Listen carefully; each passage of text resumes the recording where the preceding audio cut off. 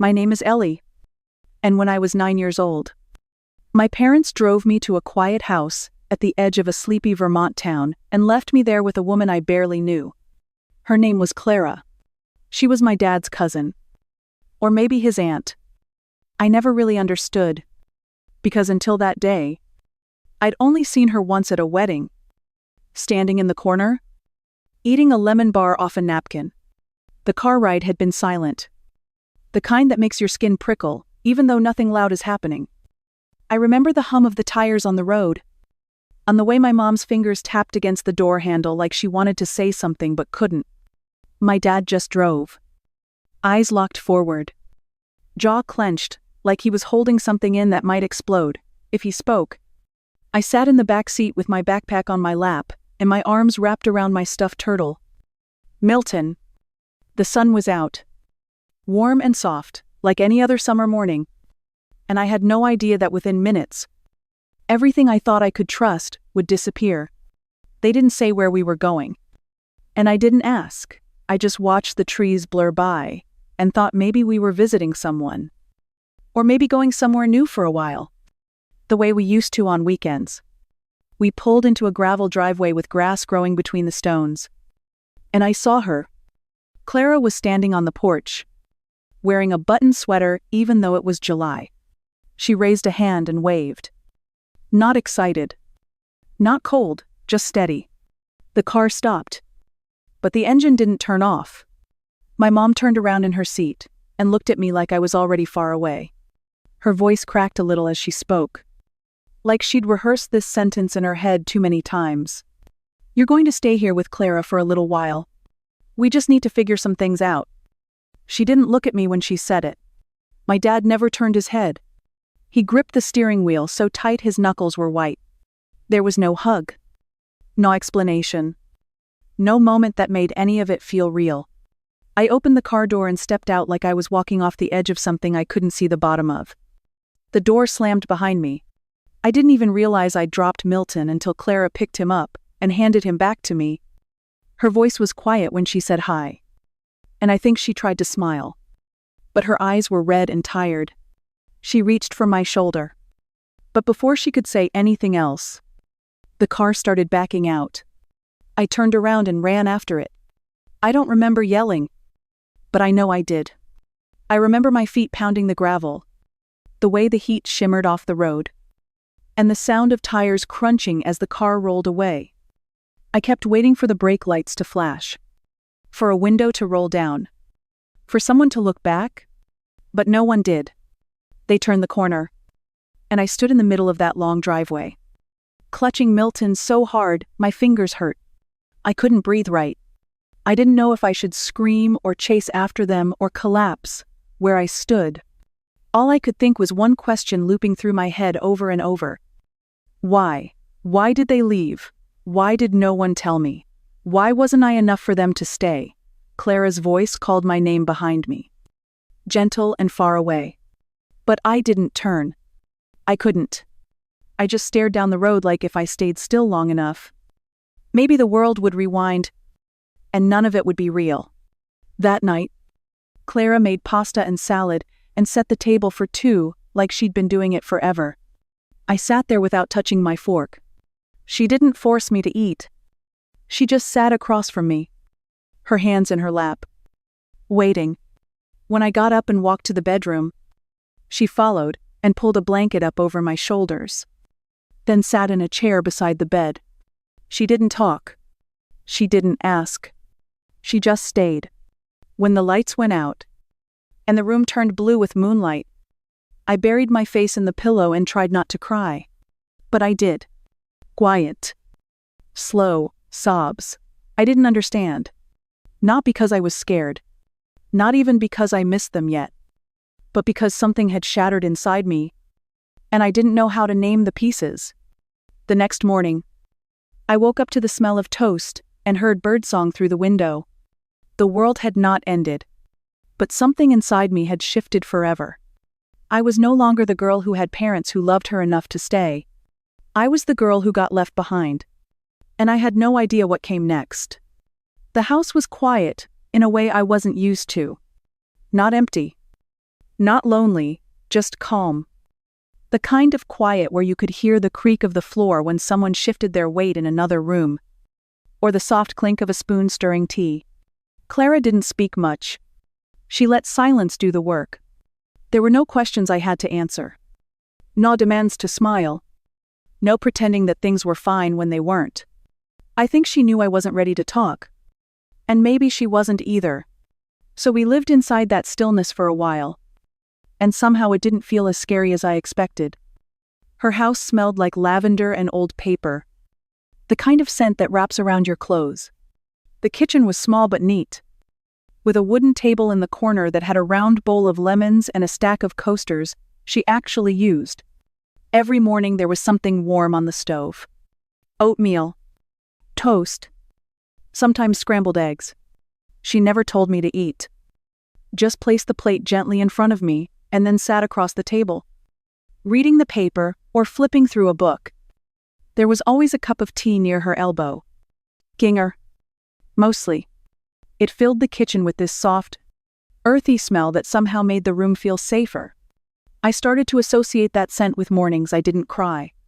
With days I managed to get dressed without feeling like my skin didn't fit right. She kept a bookshelf in the living room that ran all the way up to the ceiling. There were ladders on little wheels and tiny handwritten labels for different categories. Science. Fiction. History. Children's books. The first time I stood in front of it, I felt overwhelmed. But Clara walked over, ran her finger along the spines, and quietly pulled out a small paperback with a fox on the cover. You might like this one. That was it. No explanation. No requirement to finish it. Just a gentle offering.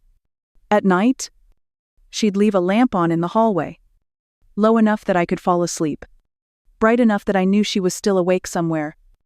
I'd lie in bed and listen to the soft sounds of her slippers moving past my door, the kettle clicking off, the rustle of pages turning. She never came into the room unless I called. But somehow I always knew she was there.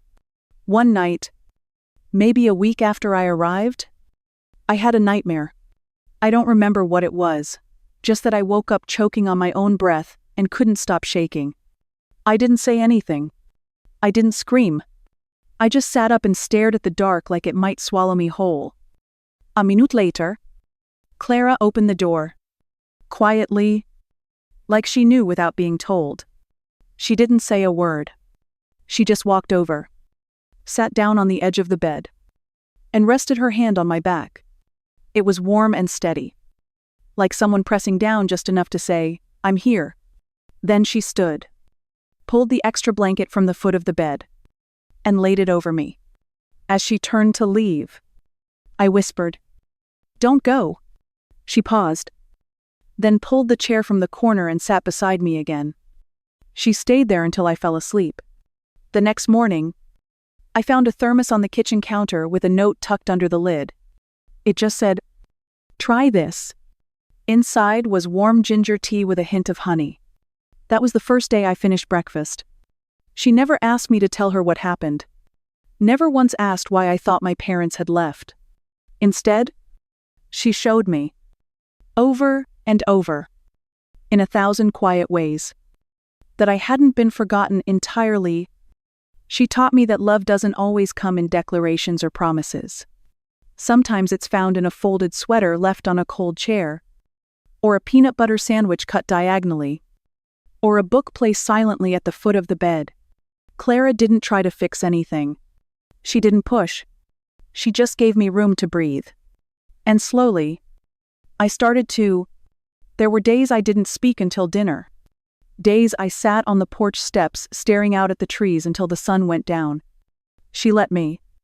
And when I finally did speak tentatively, awkwardly, like I was testing the world again, she just nodded like she'd been waiting. One afternoon, I came home from school and found a small envelope on my pillow. Inside was a library card with my name on it. She had filled out the form for me, but left the signature line blank. I signed it with shaky letters and felt something unfamiliar in my chest. Not joy, exactly. Something keener. Like being seen. It wasn't dramatic. It didn't feel like a turning point. But looking back now, I think that was the first moment I started to feel safe. Clara never told me she loved me. But I think, deep down, I knew. Because people say love is loud and brave and bold. But sometimes, love is a chair pulled closer in the dark. A quiet voice humming from the next room. A cup of tea placed gently in front of you without a single word. There was a window in Clara's house that faced the road. It wasn't anything special. Just a wide square pane with lace curtains that barely moved unless the wind got pushy. But to me, it became the most important place in the world. Every day after school, I sat there with my knees pulled to my chest and my eyes fixed on the curve of the road. That bend where the trees leaned in close and cars disappeared around the corner. I waited. Not once or twice. Not just for the first week or month. I waited every day for 2 years. At first, I thought maybe there had been a mistake. Maybe they dropped me off and something terrible happened. And they were trying to get back but couldn't. Maybe there was an accident. Or they were stuck somewhere with no phone. No car. No way to reach me. My mind built stories where they were the ones suffering. Not me. Because that was easier to believe than the truth I didn't want to see. The sound of tires rolling down the road made my heart race every time.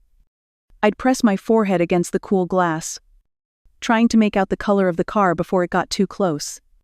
If it was silver or white, I'd sit up straighter. If it slowed near the mailbox, my chest would tighten. But they always passed. Sometimes fast. Sometimes slow. Never stopping. I remember one day in October, the leaves were everywhere orange. Red.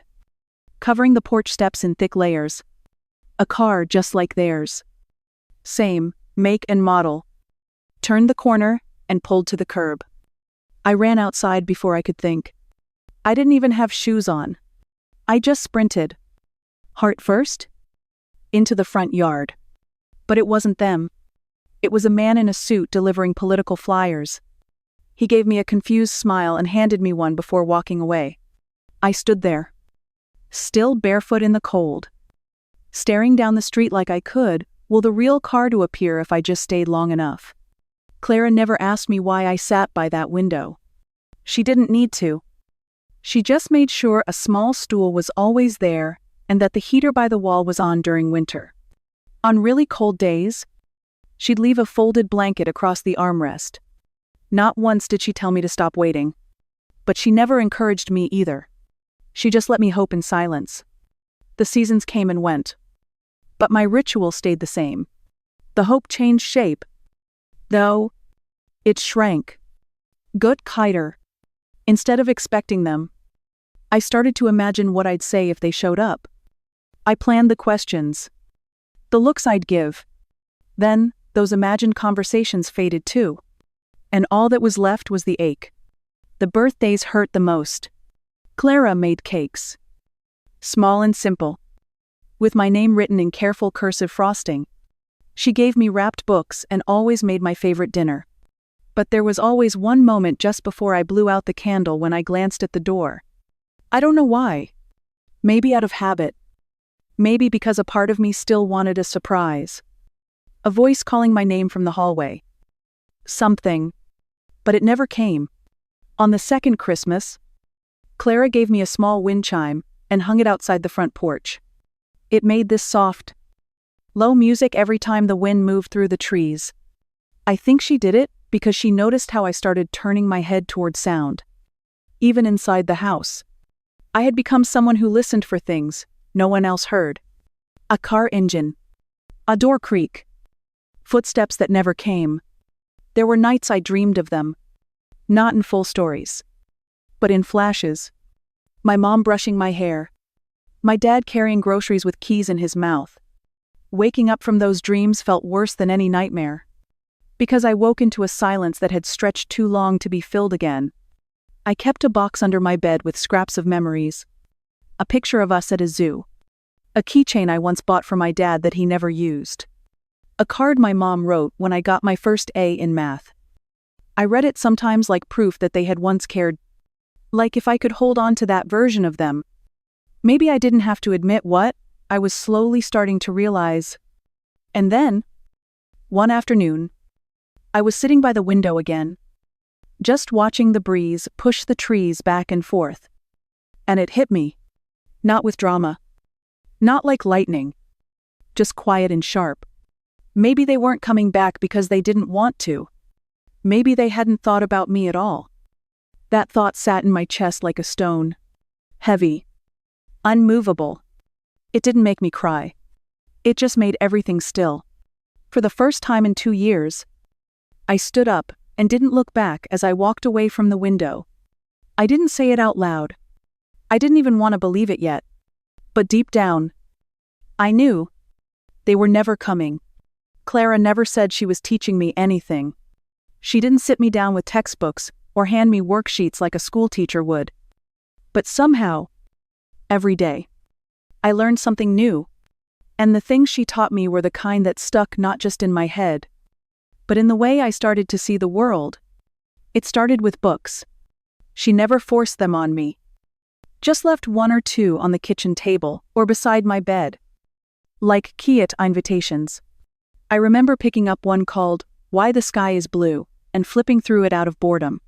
I didn't expect to understand anything. But the first few pages were simple, full of soft illustrations and words I could follow. I brought it to her in the living room and asked if the sky was really blue because of light bouncing off air. She smiled, put her tea down, and said, "Not exactly." Then she pulled an old notebook from the shelf and drew a diagram with colored pencils. That day, I learned about Rayleigh scattering. Not because I needed to know it, but because Clara made it feel like I could. That was the first time I realized that curiosity wasn't something to outgrow. From that moment on, I started asking more questions. Not just about the sky, but about clouds. About plants in the backyard. About why cats purr and how clocks work. She never brushed anything off. She never said I was being silly. If she didn't know the answer, she'd say, "Let's find out." And we did. Together. She took me to the town library every other Saturday. It wasn't a big place. Just 3 rooms and a front desk with a bell that never quite worked. But to me, it felt endless. Clara taught me how to search the catalog by subject and author, how to skim an index, how to know which books to trust and which ones just sounded smart. I learned how to research before I even knew what that word really meant. I started keeping a little notebook where I wrote down my questions and the answers we found.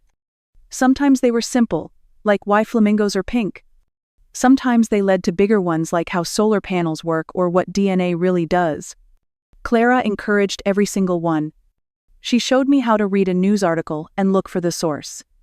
How to use sticky notes to mark a passage I wanted to talk about later. She let me explain things back to her.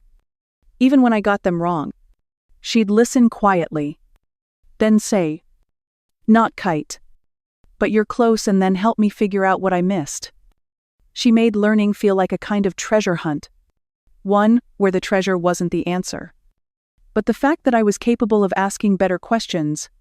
I remember one Sunday evening when I was working on a science project for school. I was frustrated because I couldn't figure out how to test my hypothesis without the materials I needed. Clara sat beside me, chin in her hand, and said, "What if you rewrote the question?" At first, I didn't get it. Then she pointed to the page and said, "Sometimes the problem isn't the solution, it's how we're looking at it." That changed everything. Not just for that project, but for how I started approaching everything that felt too big, too confusing, or out of reach. Clara also had a quiet way of introducing things outside the classroom. One morning, I found a small envelope on my desk labeled, "For your first vote." Inside was a sample ballot from a local election and an article she'd clipped about civic engagement. I was only 12.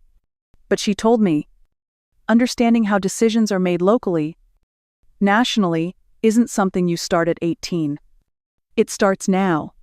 She brought me along to town hall meetings and quietly explained the difference between ordinances and resolutions. She'd pause at the grocery store to show me how to compare price per ounce. At the gas station, she explained how fuel prices were tied to global markets.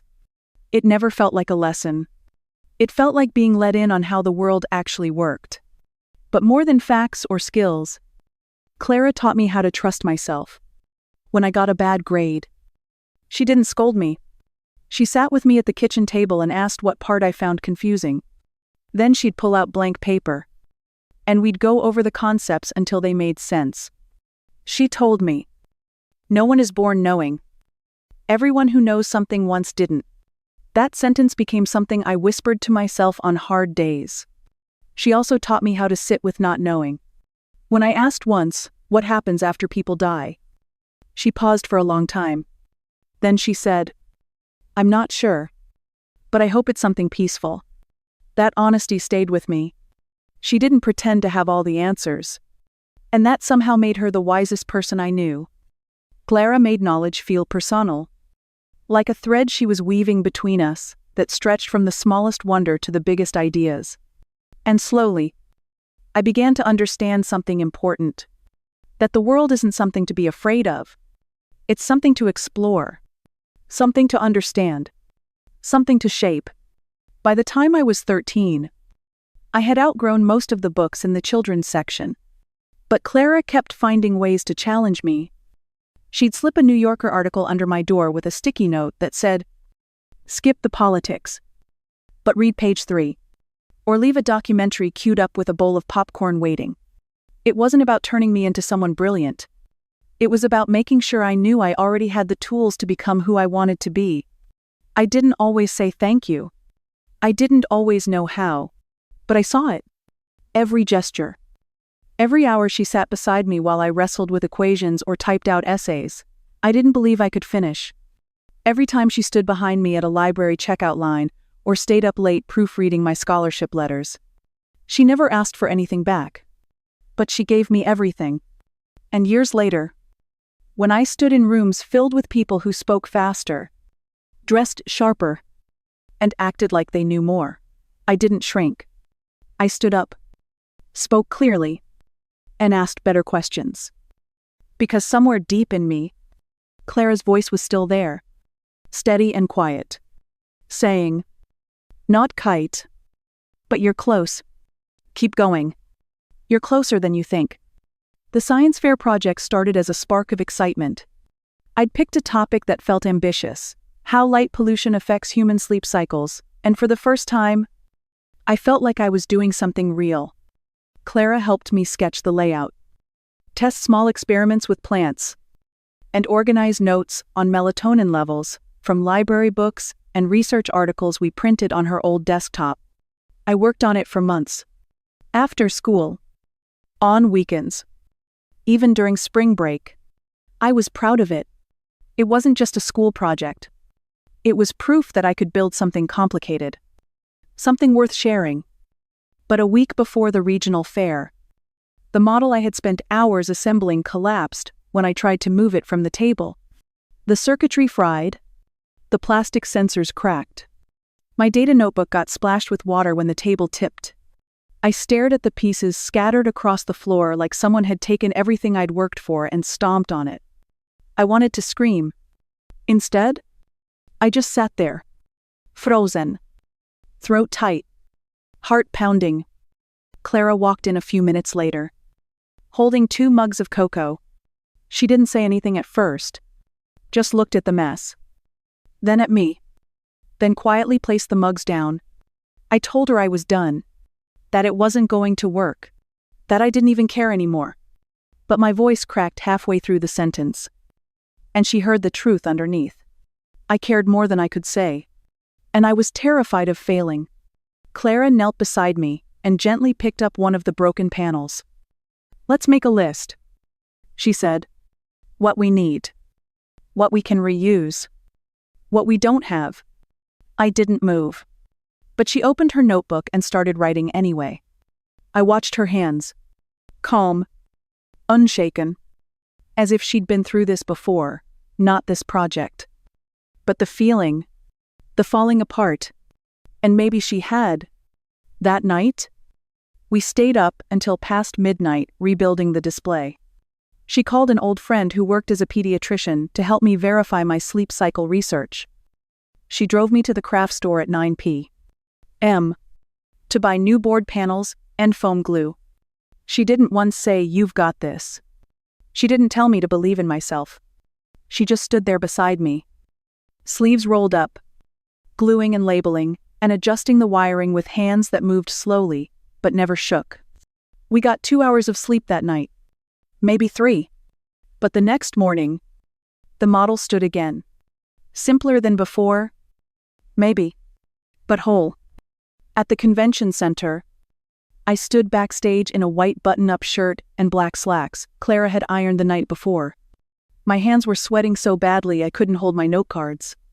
My legs shook beneath me, and I kept looking down, convinced I would trip walking to the mic.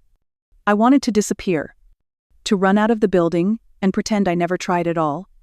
But then I scanned the rows of chairs and found her. Clara. Second row. Left side. Cardigan neatly buttoned. Hands folded in her lap.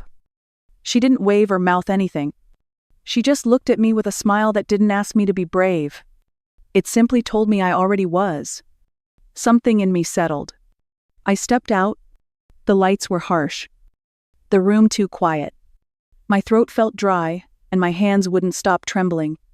But I opened my mouth anyway. I talked about the way light affects hormones. About our dependence on screens. About what I'd learned not just from books, but from watching my own sleep patterns and interviewing my classmates. I stumbled once, but recovered. I even made someone laugh with a joke I hadn't planned. When I finished, I exhaled like I'd been underwater. And the applause didn't matter, not as much as seeing Clara still sitting there. Still smiling. Still proud. Not for winning, but for showing up. For not backing down from something I believed in, even when it cracked in half. Later that evening, the announcer called my name as the first place winner in the middle school division. I stood there, stunned, holding the plaque in my hand like it belonged to someone else. People clapped. Cameras flashed. But all I could think about was Clara waiting by the doors with my coat folded neatly over her arm. We didn't throw a big party. Just a small dinner in the backyard with 2 teachers. One librarian. And Clara's friend who'd helped me prep. She made lasagna and lemonade. And hung a strand of lights across the porch. We ate on paper plates. Someone brought a blueberry pie. It wasn't fancy. It didn't need to be. When I stepped outside with the plaque in my hands and the medal still hanging around my neck, Clara stood up and pulled me into a hug. She didn't say much. Just, "You did it." And that was enough. Because what she really meant was, I stayed. I believed. I never left. And that night, as I sat beside her under the porch lights, I realized something I hadn't dared to believe before. That maybe love wasn't loud or perfect.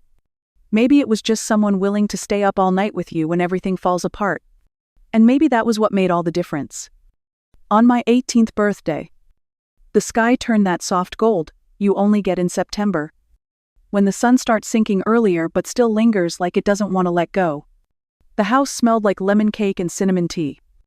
And Clara had set the table with the good napkins. The ones she only used for holidays. There weren't any balloons or loud music. No surprise guests or confetti. Just a quiet dinner. A folded card with my name in her handwriting. And a small box wrapped in pale blue ribbon. I opened the card first. It simply said, "You've come farther than most people see in a lifetime." I looked up, expecting her usual half smile. But she was watching me more carefully than usual. Like she was measuring something I couldn't name. Then she slid the velvet box across the table and said, "Open it slowly." Inside was a delicate silver chain and a small action antique key. Thin, worn at the edges, with tiny engravings along the handle like something out of an old novel. It didn't look like it belonged to a door or a drawer. It looked like it belonged to a memory. I turned it over in my hand and asked her what it opened. She shook her head softly. took a sip of tea, and said, "It's not for unlocking anything. Not yet. It's just to remember." I didn't know what she meant, but I nodded anyway. Something in her tone told me not to push. Later that night, when I was putting away the dishes, I found her standing by the window, her arms folded across her chest, the porch light behind her casting a soft halo. She was humming something low under her breath, a tune I didn't recognize. I asked if she was okay, and she turned, gave me that same gentle smile, and said, "I'm just thinking about how quickly time moves when you're not paying attention." That should have been my first clue. In the days that followed, she seemed the same on the surface. She still woke early, still folded laundry like origami, still marked the crossword puzzle with pencil. But something had changed. She moved a little slower. She sat down more often, and sometimes I caught her staring at me for a few seconds too long. As if she were trying to memorize my face, I wore the key on a chain around my neck. It felt right somehow, like something grounding me to her. Even if I didn't fully understand why, I never asked again what it was for. Maybe deep down I already knew the answer would come later. In a way, I wasn't ready to face it combo. The house was quiet that week. Not heavy, not sad, just quieter. Like the air was waiting for something, or maybe preparing. And though everything looked the same, sunlight through the blinds, mugs on the shelf, her slippers by the door, I could feel it. That slow, creeping sense that something important was about to change. I didn't want to name it. I just held the key between my fingers sometimes when no one was looking. Let it press into my palm. Cold and real. A small, unspoken promise from her to me. Something was coming. And somehow, she already knew. It was a Tuesday afternoon when the call came. I was walking out of my psychology class. The sun still warm on my back. Thinking about lunch and maybe stopping by the bookstore. My phone buzzed in my pocket, and I didn't think twice about it until I saw the number. Local area code. Unknown. Something in my stomach tightened before I even answered. The voice on the other end was calm. Almost too calm. A nurse at the hospital in town. Clara had collapsed at home. Her heart had stopped in the ambulance. They had done everything they could. By the time I got there, it was already over. I don't remember much about the next few hours. Just fragments. The smell of antiseptic. The sound of my name being whispered by people I didn't know. The feel of a cold metal chair in a beige hallway. And her face, still and quiet under the thin sheet. Like she was just resting. But I knew better. I knew something had left the room the moment she did. I signed what they needed me to sign. I nodded when they spoke. But I wasn't really there. I was watching myself from far away. Like it was happening to someone else entirely. The next morning, a man in a dark suit arrived at the house. His name was Daniel Shore, Clara's longtime attorney. He carried a briefcase and spoke gently, like someone trained to deliver news wrapped in caution. He handed me a cream-colored envelope with my name written on the front in Clara's handwriting. I recognized it instantly, curved and steady. The same way she labeled spice jars and marked birthdays on the calendar. He said, "Clara wrote this a while ago. She left instructions that it's for you, but only when you feel ready. There's no timeline. Take your time."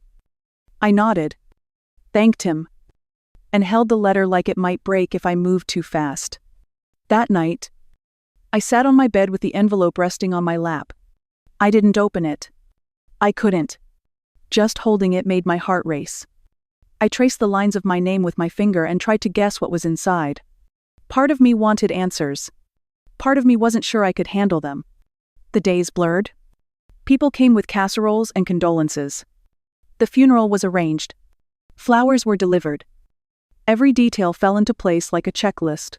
Clara had somehow prepared in advance. Even in absence. She had made sure I wouldn't have to figure it all out alone. But the envelope stayed sealed. Sometimes I slept with it under my pillow. Other times I kept it in the drawer beside the ginger tea. I wasn't sure what I was waiting for. A sign? Maybe? Or the courage to face something I couldn't undo. Because deep down, I knew that whatever was written inside wasn't just for comfort. It was something bigger.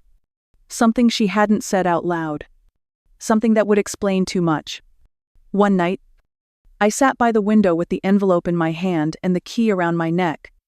I stared out at the porch Clara used to sweep every Saturday morning. And I felt the air change. Like the house was holding its breath.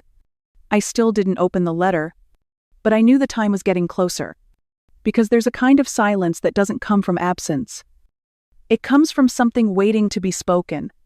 And I could feel it pressing against the walls of my chest. Clara had left me one last thing. And whatever it was going to change everything. The church smelled like wood polish and roses. Soft organ music played from somewhere near the back. And the pews creaked under the weight of old neighbors and former students who had come to say goodbye to Clara. I sat in the front row, hands folded tight in my lap, the key around my neck pressing into my collarbone. Her photo rested on the altar, framed in silver. The same smile I'd seen every morning across the kitchen table. I thought I was ready for the quiet, for the weight of losing her. But I wasn't ready for what happened next. The doors at the back opened just as the service was starting. And every head turned. I didn't have to. I already knew. Something inside me had frozen before I even saw them. My mother walked in first. Wearing a navy coat, she probably thought looked respectful. My father followed. Stiff in a gray suit and tie. His hair thinner than I remembered. But his jaw still clenched the same way it had been the day they left me. They walked down the center aisle like they belonged there. Like they hadn't vanished for 9 years. I felt my stomach twist. People whispered around me, unsure of who they were. But I didn't move. I didn't speak. I just stared ahead, refusing to give them my eyes. They didn't sit. They came directly toward me. My mother reached for my hand, and I instinctively pulled it back. She blinked, pretending to look hurt. My father's voice came next. Low but firm. Like he was reciting a legal statement he'd memorized. We've come to take you home. You're only 18. We still have certain rights. I turned my head then, looked at them both. And for the first time in my life, I didn't feel like a child in their presence. I felt like someone who had lived through the consequences of their choices, someone they no longer had any power over. No, I'm not going anywhere. My mother sighed, like I was being dramatic. Don't be difficult. Ellie, there are things you don't understand. Clara's estate, her affairs, they're complicated. We need to help manage them. That was when I understood why they were here. Not for her. Not for me. But for what she had left behind. They hadn't come to grieve. They hadn't come to say goodbye. They'd come for control. Behind me, Daniel Shore rose from his seat and stepped forward. A folder already in his hand. His voice was calm. Clipped. Like ice moving across glass. I'm Clara's attorney.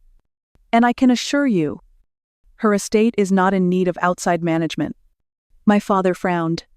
She was old. Probably confused. She didn't have the mental clarity to make these decisions. Daniel didn't flinch. Her will was updated 3 years ago. She passed every medical and legal requirement for full competency. She named Ellie as the sole heir, trustee, and legal executor of her estate. Fully and without condition. The room went still. My mother's mouth opened. But nothing came out. My father stepped back, shaking his head slowly. This is absurd. She's just a kid. Daniel looked at me. Then back at them. She's not a kid. Not anymore. I stood up. My legs were steady. My voice quiet. If you're here because you think you're owed something, I suggest you leave. Clara gave me everything she wanted me to have. You weren't part of her life. And you don't get to be part of mine now that she's gone. My mother narrowed her eyes. You don't know what you're doing. You're too young to manage all this. Maybe. But I managed fine without you. For nearly a decade. So I'll manage now. 2. The silence that followed wasn't awkward. It was final. They didn't argue.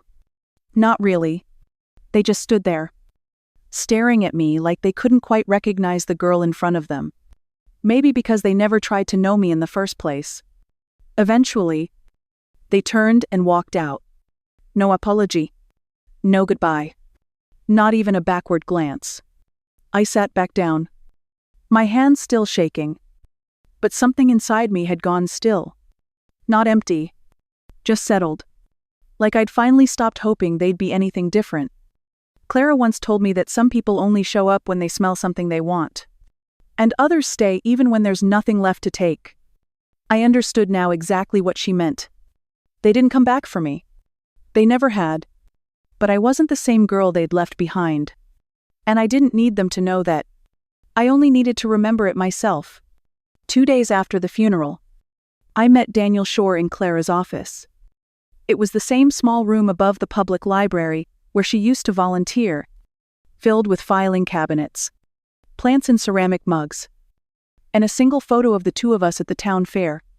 Daniel had set up a laptop on her desk, but most of the paperwork was still done, the old-fashioned way, printed, signed, sealed in labeled folders. Clara had always trusted paper more than pixels. He slid a thick file across the desk toward me and said, "We should go over the legal details." She left very little to chance. I wasn't surprised. Clara never believed in waiting until a crisis to prepare. But I wasn't ready for how much she had actually done. Or how long she'd been doing it. The will had been updated 3 years ago. Everything: her house, her savings, her investments, her shares in the local energy co-op, and a trust she'd built over decades was in my name. Not conditionally. Not held until I turned 21. But mine. With full control. Starting the day I turned 18. Daniel leaned back in his chair, adjusted his glasses, and said, "She also transferred legal guardianship to you at 15. She went through the courts. Filed everything. Your parents never responded to any of the notices. So custody was made permanent." He blinked. I hadn't known. Clara never told me. She just acted like she always had the right to pick me up from school. Sign my report cards. Approve my class trips. And I'd never thought to question it. She didn't want you to worry about the legal side of things, Daniel added. She wanted you to focus on being a kid. But she made sure everything was airtight. That was when he opened the second folder. This one wasn't just legal, it was personal. Inside were photocopies of emails, notarized statements, bank alerts, evidence of something I never imagined. Your parents tried to access her accounts 10 years ago. They took documents from her safe and attempted to transfer assets to themselves. Forged signatures, false authorizations. My breath caught in my throat. She found out early. Danielle continued.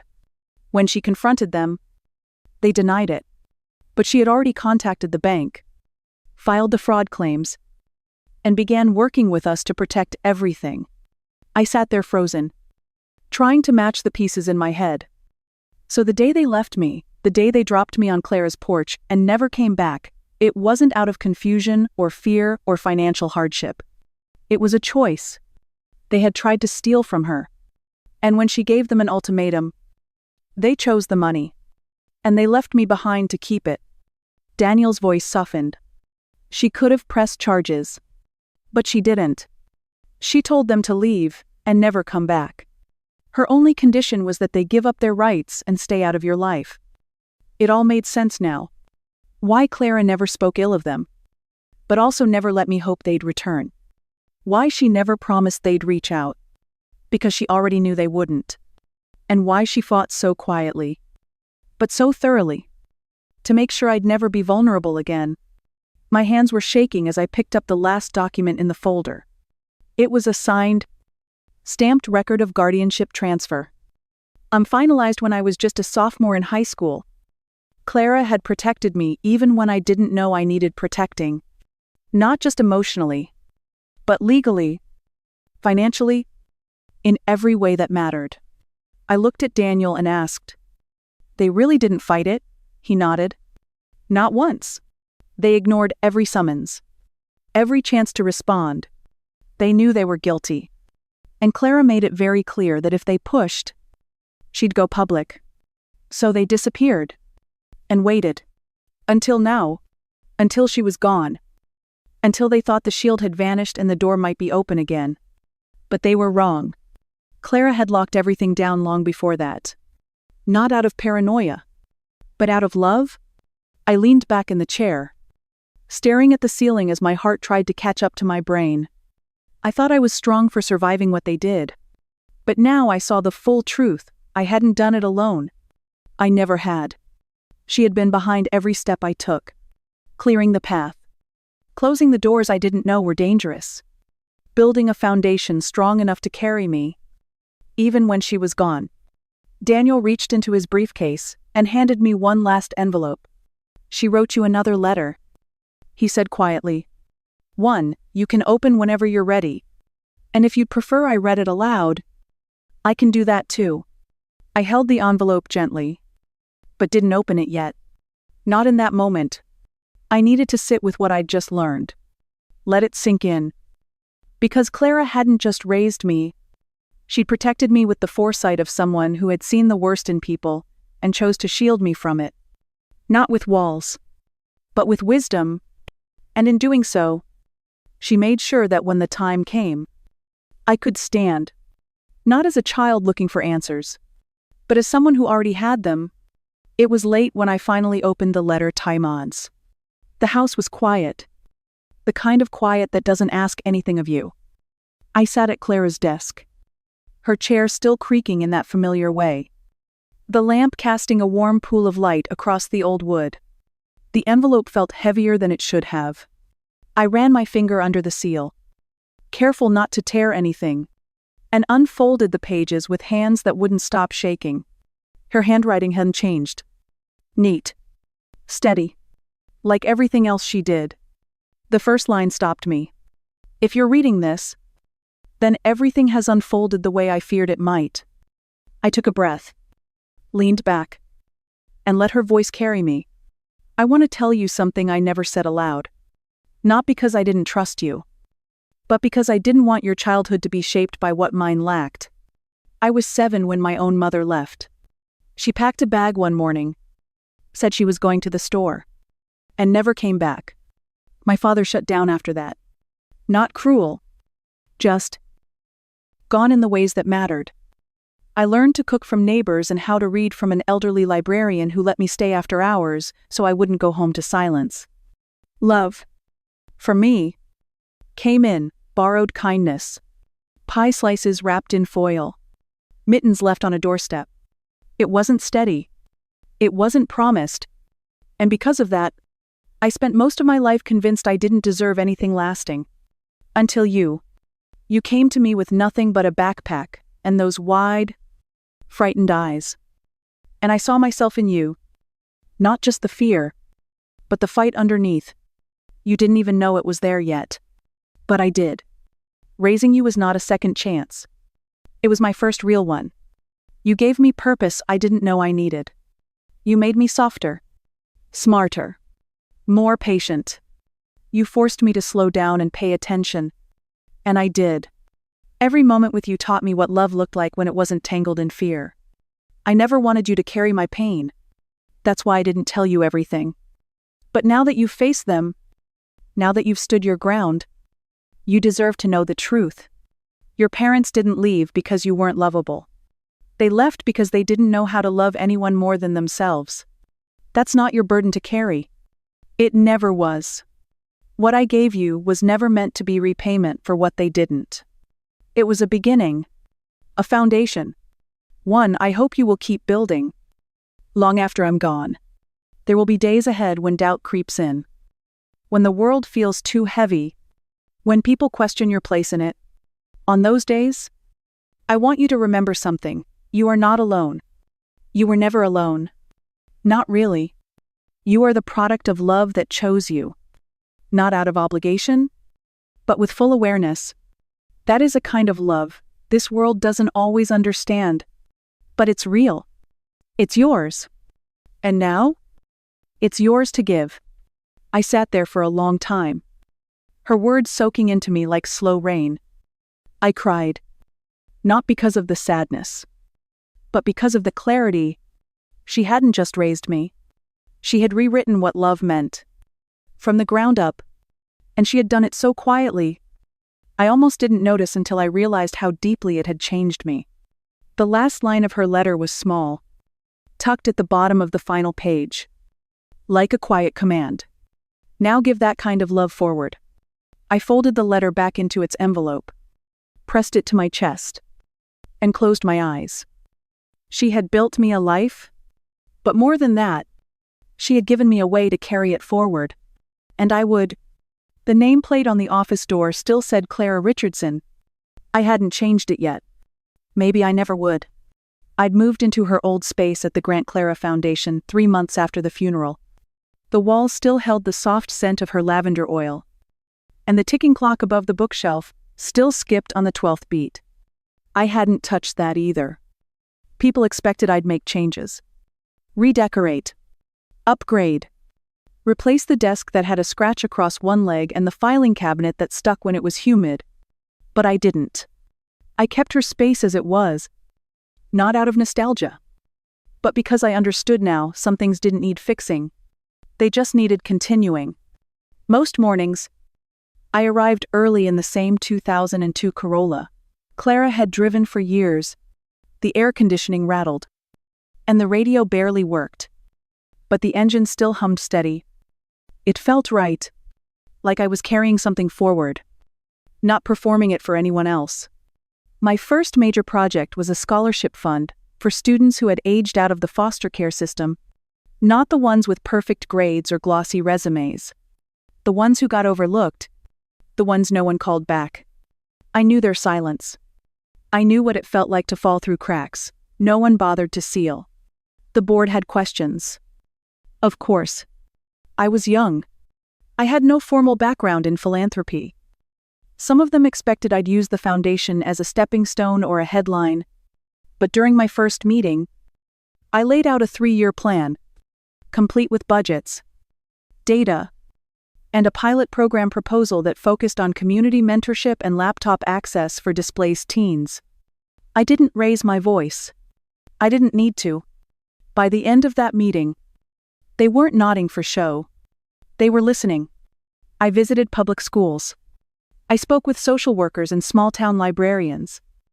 I met with teenage girls who reminded me of myself, smart but unsure, eager but guarded. I didn't tell them I understood. I just showed up. Again and again. Because that's what Clara would have done. And now? It was what I knew how to do. The foundation began funding pop-up tutoring centers in neighborhoods no one charted on development maps. We sent out surveys. Not just asking what students needed, but asking what they dreamed of, what they were curious about, what made them feel alive. We built programs around those answers. And slowly, something shifted.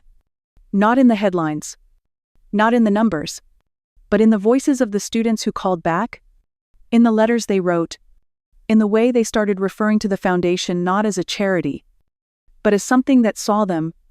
I kept Clara's blazer on the coat rack by the door. Some days, I wore it. On hard days, I just looked at it. It reminded me that leading wasn't about attention. It was about responsibility. And if I ever forgot that, the key still hung around my neck, cool, solid, and steady. One afternoon, I stood by the office window, looking out across the city. It was raining, but not hard. Just enough to blur the glass a little, to make the streetlights shimmer. Behind me, the office was filled with quiet movement pages, turning the table, phones ringing low, the buzz of a printer coming to life.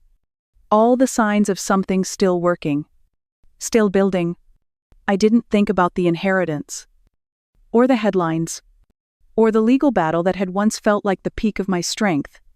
I thought about the moment Clara handed me that velvet box, and said it wasn't meant to open anything, just to remind me of who I was becoming. And now, I understood. This was never about the money. It was about the kind of love that builds quietly. That teaches. That stays. I pressed my hand lightly to the glass. Eyes on the street below, where a group of teenagers huddled under one umbrella, laughing as they crossed against the light. I smiled. Not big. Not loud. Just enough. Because that's all it ever had to be. Enough. And now, it finally was.